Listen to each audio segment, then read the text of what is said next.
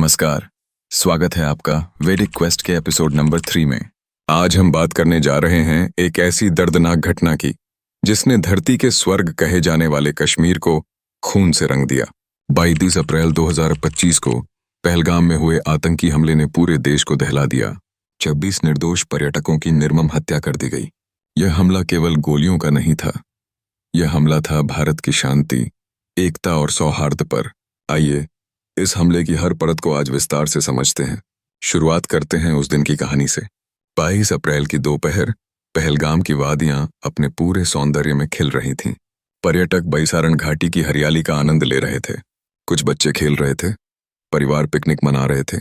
इसी बीच लगभग 8:50 बजे 3 अलग अलग स्थानों से गोलियों की आवाज गूंजने लगी। कुल 5 आतंकी थे जो बेहद सुनियोजित तरीके से 3 दिशाओं से घाटी में घुसे थे। वे अचानक स्थानीय लोगों और पर्यटकों पर गोलियां बरसाने लगे। सब कुछ सिर्फ 10 मिनट में हुआ। बताया जाता है कि आतंकियों ने कुछ लोगों से उनका धर्म पूछा, उनसे इस्लामी श्लोक सुनाने को कहा।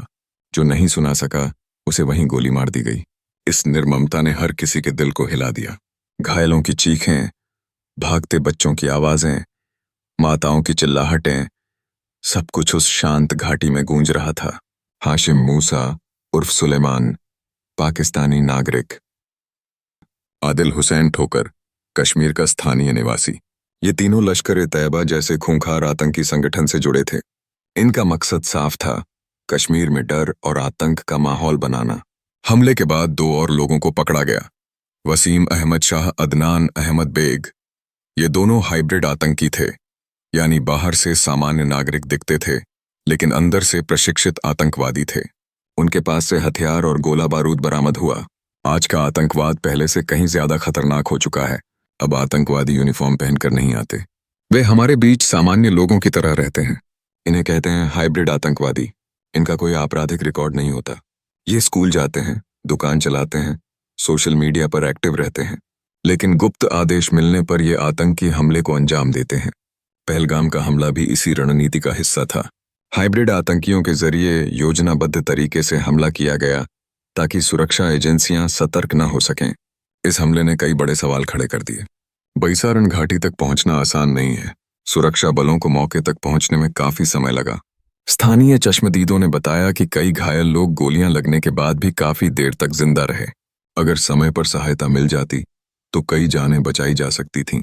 इसके अलावा वहां न तो पर्याप्त पुलिस बल तैनात था और न ही मेडिकल सपोर्ट सिस्टम मजबूत था। सवाल यह उठता है कि इतने संवेदनशील क्षेत्र में पर्यटकों के बीच सुरक्षा इंतजाम इतने कमजोर क्यों थे? भारत ने इस हमले के तुरंत बाद पाकिस्तान पर आरोप लगाए। सबूत भी साफ थे। हमलावरों का संबंध सीधे सीधे लश्कर-ए-तैयबा और ISI से जुड़ा पाया गया। कहा गया कि इस हमले की साजिश रावलपिंडी में रची गई थी। लक्ष्य था भारत में डर फैलाना और कश्मीर में पर्यटन को नुकसान पहुंचाना। आखिर क्यों? क्योंकि 2025 में कश्मीर में पर्यटन रिकॉर्ड स्तर पर पहुंच गया था। हजारों पर्यटक देश विदेश से कश्मीर की वादियों का आनंद ले रहे थे। यह बात उन लोगों को चुभ रही थी जो चाहते हैं कि कश्मीर हमेशा युद्ध का मैदान बना रहे। भारत ने इस हमले का जवाब भी दृढ़ता से दिया। सभी आतंकी ठिकानों पर बड़े ऑपरेशन चलाए गए। पकड़े गए आतंकियों से पूछताछ के आधार पर कई बड़े मॉड्यूल का भंडाफोड़ हुआ। सेना, CRPF और स्थानीय पुलिस ने मिलकर कई ऑपरेशन किए। कई हाइब्रिड आतंकवादियों को पकड़ा गया या मुठभेड़ों में मार गिराया गया। प्रधानमंत्री नरेंद्र मोदी ने साफ कहा, हम आतंकवाद को उसकी भाषा में जवाब देंगे, कोई माफ नहीं किया जाएगा। इस हमले के बाद कश्मीर के आम लोगों में भी गुस्सा था। उन्होंने साफ कहा कि आतंकवादियों का कोई धर्म नहीं होता। स्थानीय लोगों ने शहीदों के परिवारों के लिए सहायता अभियान भी चलाए। यह एक संकेत है कि कश्मीर अब बदल रहा है। लोग अब शांति, रोजगार और तरक्की चाहते हैं, न कि बंदूकें और बारूद। जब गोलियों की आवाजें गूंजीं, घाटी में मौजूद हर इंसान के दिल में मौत का डर समा गया। एक चश्मदीद 28 वर्षीय सुरभि शर्मा, जो दिल्ली से परिवार संग आई थीं, ने बताया, हम घुड़सवारी कर रहे थे, तभी एक तेज धमाका हुआ। लोग इधर उधर भागने लगे, बच्चे चीख रहे थे। गोलियों की आवाज बिल्कुल नजदीक से आ रही थी। हम जमीन पर लेट गए और चुपचाप रेंगते हुए पास की झाड़ियों में छिप गए। एक और पर्यटक अहमद नासिर ने कहा, आतंकी बिना भेदभाव के गोलियां चला रहे थे। वे चिल्ला रहे थे, काफिरों को मारो। यह सुनकर मेरी रीढ़ की हड्डी में सिहरन दौड़ गई।